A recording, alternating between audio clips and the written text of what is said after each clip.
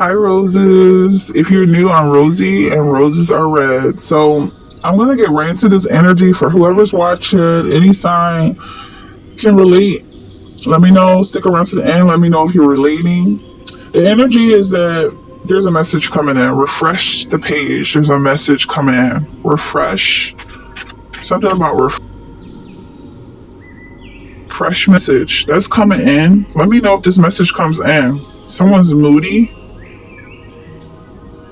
This could also be a message from spirit, not necessarily a person, but something unpredictable, a moodiness. Maybe there's something you're going to be picking up from someone's mood, something you're going to learn within yourself. Like, you don't have to mirror people's emotions, you can actually learn from them. Like, and also, moods are not just happy, sad, all that autistic stuff. It's a whole combination of things. It's like music. It's not just A, B, C, D. It's like chords and, all types of sounds coming together to make one thing that you can either resonate with or reject, accept. And that's what I'm getting with from this moodiness. Like, there's a whole lot going on here, even though it seems real simple. So I feel like someone can understand that everything that goes into a recipe. Like, you could taste the meal and know the different seasonings, especially when it comes to being gentle. Maybe that's the mood you choose, to be gentle. And gentleness could involve all types of feelings. But at the end of the day, you're just careful. Yeah, that's how I'm feeling. And I'm also getting like someone's being nice, and that niceness is not just one thing. It's not like, I'm scared of your feelings, so I'm just not gonna hurt you, and I'm just gonna wait for you to tell me if I'm okay and I'm good. It might be just a perfectionism, because nice is also another word for accurate, and just like being very careful to do a thing right. Like, almost like someone landing a plane. You have hostile. Something about hostages I'm getting. And I just said something about a plane, and I'm feeling like hostages. I'm feeling this in a metaphorical sense. We got this twice. 1717 here. And these are music notes. I haven't ever mentioned that. But this is something musical here. So you could be someone who's high strung, or there's someone around you who likes to get high on your energy, and they start to feel really hostile when you move around the board and you're not stuck on one vibration. It's not always about high vibes, it's not always about low vibes. It's just all combinations of things. Okay. We have predatory. Yeah, someone preying on your energy. They get really upset when you hit a note that isn't part of how they want to feel at that particular time. And if this is something you agreed to, you signed a contract or a soul tie with someone, and they feel like you were the one to make them happy. You promised to make them happy forever, and now they're not happy, and you won't let them control you. It's a problem, but it's not a real problem. What needs to be done is for you to cut this person off and just restring the instrument. Okay? So, this person is afraid to be alone. That's why they keep coming back to you. Something about memories is coming up. Like, they have memories of being alone, scared, they're scared of the world. They keep coming back to you whenever you feel really good being by yourself. And they want to cause some trauma, because even if you're spending time working on trauma that they caused, you're still thinking about them, and that's what they feed off of. Like, knowing that everything you're doing has to do with them in some way, and they're like, yeah, this is all me. I did that. But when you get through it, and you're back to being alone and happy, then they have I'm not gonna say what happens, but it has to do with panic. Okay, they start panicking. You have 7 of feathers. It's almost like someone wants to steal your mood. Maybe you had to leave this person or kick this person out. But there needed to be a separation because this person was constantly copying your energy, copying your vibe. I feel like there's not a reason to hold a grudge on them for doing that because they didn't know any better. And maybe they'll never learn. But even if they did know what they were doing, it's a totally different scenario in their world. They just, how to explain, like, the rules in their life is just not the same because I do feel like it's a simulation. And you have Ace of Candles. What you got going on, you being able to hear the voice of God is so much more powerful than this person trying to steal your blessing. The blessing is not going to be the same once it's in their hands, for one. And I feel like it's a blessing because you didn't have to go through it. At the end of the day, what is this? I just noticed this woman in the background. This is his mom. She set him up to steal his brother's blessing. And I also see 7-1 here. And can you see this on camera?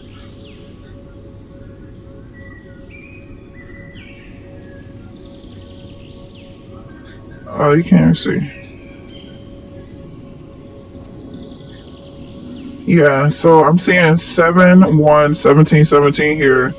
So that's interesting. Is that 42? I don't know what the math is on that. 17, 17, 17. Someone could be 42 years old. Something happened in 2017. Something happened when you were 17. Something about 71, born in 71. This number is significant here. So, the number 7 is very significant. Okay, so let's get into this energy for hostility. It's 9 of Cups in reverse. Yeah, it's like someone's really upset by your ability to celebrate the wins, even if it's small wins. Like, you just keep getting back up and you're so happy. I feel like you have a really joyful spirit, a joyful soul, a joyful heart. And they don't understand all the work that you do to keep your mood in the right space that's comfortable for you. I feel like even if you're sad sometimes or depressed or whatever your feelings are, angry, it's your feelings and you can have them. But once you get to this positivity where you're just celebrating life just because, that's when it's like, okay, ease up, slow down, crank it down a notch. Like, that's when people really start to get upset. But they don't have a problem with you being depressed. They don't have a problem with you being angry. They love it, actually. And they really feed off of it. But they can't feed off of this joy that comes from the Lord because the joy is a response to all the work that they put you through and that you had to work through in order to keep in mind that God is good. They don't want you to remember that. And I feel like it happened instantly. The second you start to turn your eyes to them and tries to pull your head away, don't look up is what they're saying. They want you to be stiff and rigid and afraid. 9/11 is coming up. That could be someone's birthday. But it's also like, call the cops on these people and have them arrested, even in a spiritual sense. Or lock them up in a pound. Call the SPCA, call pest control or somebody, because this fearful energy that keeps coming into your life and trying to make it seem like you're responsible for all of their dark energy is demonic in and of itself, especially when they choose to be that way. They know that they're preying on you, and they feel like because you're so sweet, there's a chance that you'll feel bad for them. Like, that's the only way they can get to you. Everything else is like, it's so hellish that you don't even know. You're not even nowhere near it. The only thing that's even close to being within reach of you is pity. So that's why they keep crying and begging for attention or telling you about their problems. They feel like you could potentially help. And also, I feel like it's a lie. This person could be an addict, and every time they come around you, they've got to say a story about what bills need to be paid, and they don't have these bills to begin with. The rent is due. They could be squatters. They could be homeless. There's no rent. There's no rent. There's no mortgage. There's no car payment. There's no daycare. Nothing. But they got to say a story about how they didn't make this payment or something. That's what is coming up. Like, there's sadness around this energy, and they really want you to feel bad, but you don't. And that's why you can maintain this positive energy. Even if you get upset about the fact that they're manipulative and etc., you still have celebration coming in. And they're getting pissed off because, like, well, she don't even care. What if I really did have a payment due? So they don't even reflect on the fact that they're liars and con artists. They're just like, why is she so heartless? Because you can see right through them. And just go ahead and let them be who they are and stay in this space of not caring. And let them think that you're heartless, whatever. You know that you love yourself. And you know what love looks like. Your peace is important. You can be someone who meditates and they're just pissed off that you're not paying attention to them. I mean, you definitely have a skill. What I'm getting at with this energy is it may seem like you're cold and heartless, but you're very gentle and your mood is important. Being positive is important. Being in this carefree energy, even if they want to say you're lazy and indifferent, being in that indifferent energy is what's saving you from their chaos. Chaos that they're creating, inventing, and pulling out of their ass in order to manipulate you, hopefully control you. Because they don't have any other plans in life. That's how they get what they want, by being controlling. I feel like I'm preaching to the choir at this point. You have balance here, compromise, self-control. But you had to learn it. You had to learn to stay in balance. Because maybe at some point you were getting caught up in their energy. The reason why you had to go through it is so that you can be in this now restful state and say, you know what? You got a car payment 4 days and I just don't believe it anymore. So you're a liar. That's what I'm getting. And I don't feel bad about it. And the dreamer is coming up. The dreamer has come up a lot in this playlist. If I'm still promoting playlists, maybe this will be the last one. If you do want to find this energy, it will be in a playlist called A1 Comeback.